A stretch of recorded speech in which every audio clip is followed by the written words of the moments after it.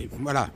Alors, ce que nous allons vous proposer au nom de la présidente avec Geoffroy Didier, c'est-à-dire Dessine-moi le Grand Paris de demain, c'est un titre anodin à la Saint-Exupéry, mais la réalité est plus forte et c'est un acte symbolique, je pèse mes mots, c'est presque un acte fondateur qu'a voulu la présidente sur les ambitions de la nouvelle majorité pour l'avenir de la région Grand Paris, mot qui est devenu maintenant un des mots les plus utilisés dans les hémicycles.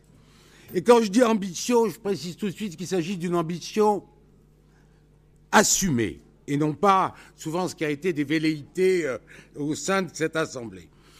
Trop repliée sur elle-même et sur la gestion du quotidien, ce qui est aussi important, jamais la région ne s'était vraiment interrogée sur le rôle et les responsabilités qui étaient les siens face à la mondialisation de la concurrence désormais frontale des autres grandes métropoles internationales.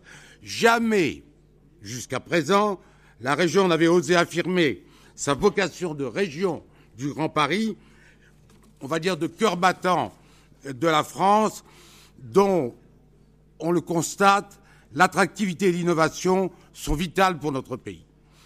Cette paralysie du Grand Paris était tellement évidente, elle était allée tellement loin, que c'est l'État qui, en 2008, a voulu reprendre en main, en créant un secrétariat d'État chargé de la région capitale, auquel d'ailleurs le Conseil régional s'est souvent opposé. C'est la situation dont nous ne voulons plus. Comme nous nous y sommes engagés devant les Franciliens, nous allons donc travailler pour une région du Grand Paris porteuse d'une vraie stratégie et qui fera de nous, comme c'est l'ambition d'ailleurs de la présidente, la première smart région d'Europe. Pour atteindre cet objectif, toutes nos actions, notamment avec Geoffroy Didier, seront désormais placées sous le sceau de la transformation et toutes les opportunités offertes par les progrès technologiques seront utilisées. Et c'est bien évident, je vois Chantal Joanneau, que nous allons pleinement intégrer dans le contexte post-COP21, qui est le nôtre, le modèle de la ville durable à l'image de l'opération pour les 100 quartiers innovants dont Chantal Joanneau va nous parler tout à l'heure.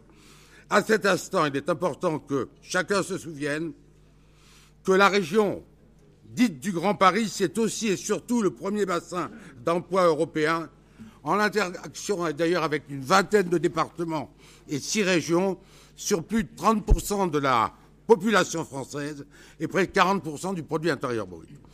Nous avons donc une immense responsabilité de mise en mouvement de ce moteur de croissance en valorisant tout ce qui est nos atouts naturels. Concrètement, ça veut dire valoriser les potentiels, nos pôles d'excellence à vocation mondiale, le décloisonnement, le polycentrisme, qui guideront notre action dans ce domaine et que l'ensemble de notre territoire doit être pris en compte.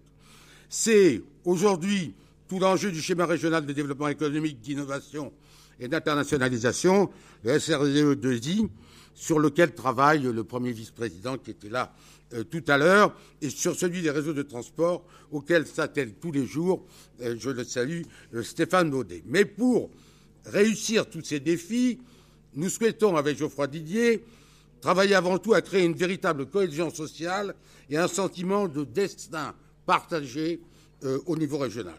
Ça passe par la création d'une véritable identité de la région Grand Paris.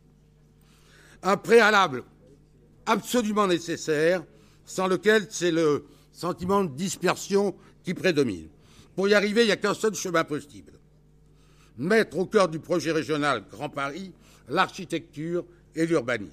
C'est le sens de la Biennale de l'architecture et de l'urbanisme, et encore plus celui du concours Dessine-moi le Grand Paris de demain, dont Geoffroy Didier va vous parler, ainsi que des autres mesures dans quelques secondes. Enfin, contrairement à ce que j'entends ici ou là, ce que nous entendons tous plutôt, le concours n'a nullement pour objectif de se substituer à tel ou tel autre projet similaire, mais il a pour objectif d'offrir un cadre préalable, adapté au niveau qui est le nôtre. Libre après à chacune des institutions dans la région et ailleurs, de prendre les initiatives complémentaires qu'elles voudront. Nous sommes maîtres, nous, et j'allais dire, nous avons la responsabilité de tracer quelque chose qui, je pèse mes mots, nous dépasse. Vous l'aurez compris, pour Valérie Pécresse, le Grand Paris, ce n'est pas une question d'organisation administrative, ce n'est pas un problème de pouvoir, c'est encore moins une opposition des zones urbaines et des zones rurales.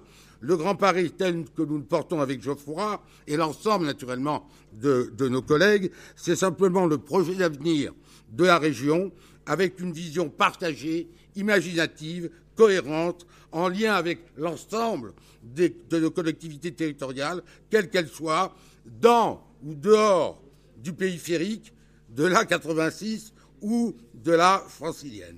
C'est uniquement et seulement en cette matière que la présidente permettra à notre région de changer de rôle et de dimension et d'acquérir la stature internationale qui doit être la sienne. Je vous remercie. Merci, monsieur le vice-président.